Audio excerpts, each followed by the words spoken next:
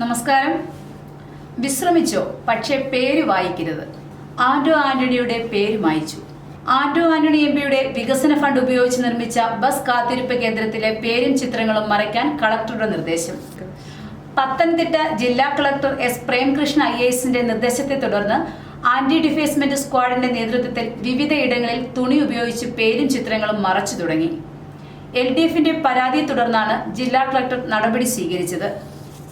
കുടുംബശ്രീ ഉൾപ്പെടെയുള്ള സംവിധാനങ്ങൾ തെരഞ്ഞെടുപ്പ് പ്രചാരണത്തിന് തോമസ് ഐസക് ദുരുപയോഗം ചെയ്തുവെന്ന UDFന്റെ പരാതിയിൽ കളക്ടർ തോമസ് ഐസക്കിന് താക്കീത് നൽകിയിരുന്നു.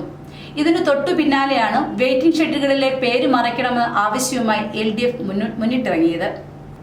63 ബസ് കാത്തിരിപ്പ് കേന്ദ്രങ്ങളാണ് MP ഫണ്ടിൽ നിന്നുള്ള തുക മുടക്കി നിർമ്മിച്ചത്.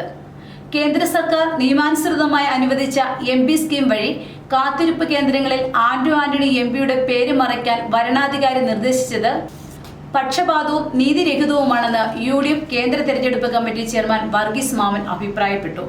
ജില്ലയിലെ ഒരു മന്ത്രിയും 4 MLAമാരും അവരുടെ മണ്ഡലങ്ങളിലെ കാത്തിരിപ്പ് കേന്ദ്രങ്ങളിൽ വലിയ അക്ഷരത്തിൽ പതിച്ച പേര് നിലനിൽക്കെയാണ് ആന്റോ ആന്റണിയുടെ പേര് മറയ്ക്കുവാൻ നിർദ്ദേശം നൽകിയത്.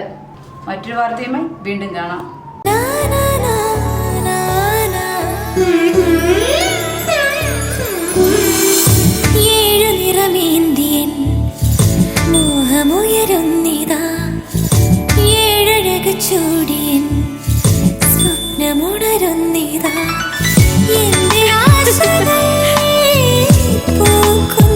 പട്ടിന്റെ കയ്യൊപ്പ് സിൻസ് 1924 പുളിമുട്ടിൽ സിൽക്സ്.